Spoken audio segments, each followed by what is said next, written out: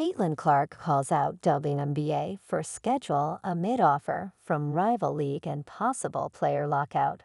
Clark is reportedly going to get an aggressive offer from a league looking to challenge the WNBA. Caitlin Clark is one season into her WNBA career, but already feels comfortable enough to air her complaints on the league. She's made these feelings known just in time for a renegotiation of the league's collective bargaining agreement with the union and the rise of a potential competitor league. During a video interview that involved WNBA legend Sue Bird at an event for Nike on Monday, Clark complained about the WNBA schedule taking place in the summer. The rookie Phenom said the schedule interrupts her ability to play women's golf. The only downside about the WNBA is that it's during the summer. That's when you golf, Clark continued with a smile. So I've had my golf take a backseat to basketball. Clark has recently leaned into her passion for golf after the end of her rookie WNBA season, when the Indiana Fever lost to the Connecticut Sun in the playoffs. Clark is going to the Annika in November, the penultimate tournament on the LPGA Tour schedule hosted by Annika Sorenstam, to play in the Pro-Am and be a panelist at the Women's Leadership Summit at Pelican Golf Club. Clark, the WNBA Rookie of the Year, said last month when the Indiana Fever was eliminated that she planned to play golf until it got too cold in Indiana, adding with a smile, "Become a professional golfer. I love golf, so the opportunity to play in the Pro-Am for a tournament with a legend like Annika Sorenstam's name on it is so exciting," Clark said. "I'm looking forward to seeing all the LPGA players on the driving range, being part of the Women's Leadership Summit, and of course, teeing it up in the Pro-Am with Annika." Now Clark's passion for golf and the WNBA's interruption of it is prompting a complaint from Clark at a time when the league should be trying to make her as happy as possible.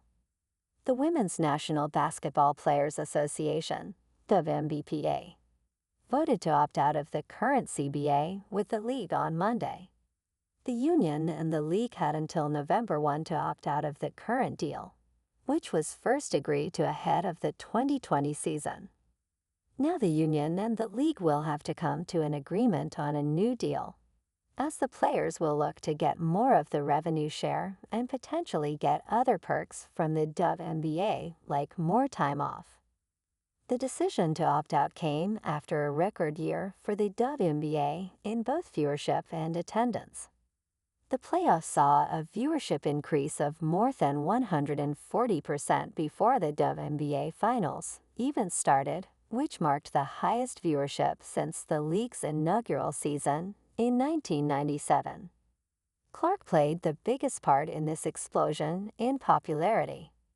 One of her playoff games generated 2.5 million viewers alone, and the 15 most-watched games of the regular season this year all included Clark. Clark also helped the league break the single-game attendance record and challenge NFL games for viewers on multiple occasions.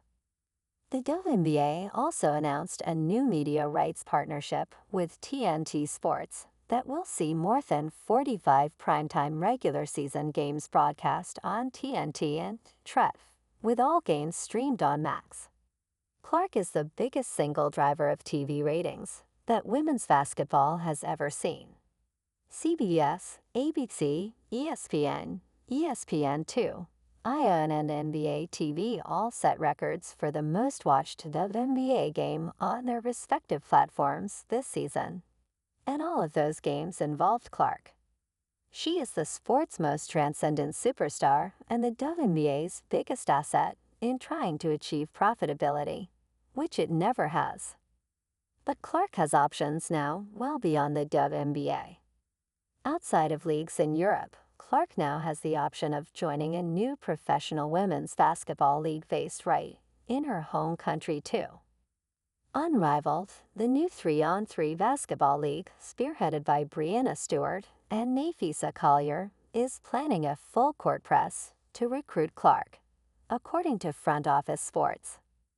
It's just so crazy because the growth that Caitlin has brought to the game, the sheer amount of money that she's making these teams, people are having to move their venues for when she comes to play. Collier said. And she's getting paid like $75,000 a year. She should be one of the top paid players in the world just for the sheer numbers she's bringing. Clark also isn't the first WNBA superstar to voice grievances with the WNBA schedule ahead of this new negotiation with the league. Stewart spoke out about the lack of time off for the players who represented the U.S. in Paris and brought home gold for the 8th consecutive Olympics in August. I think that even in a non-Olympic year, you think about All-Star, it's like everybody needs some time after All-Star break, or it's not a break. So trying to kind of push that into the CBA, I think would be really important, Stewart told the Associated Press.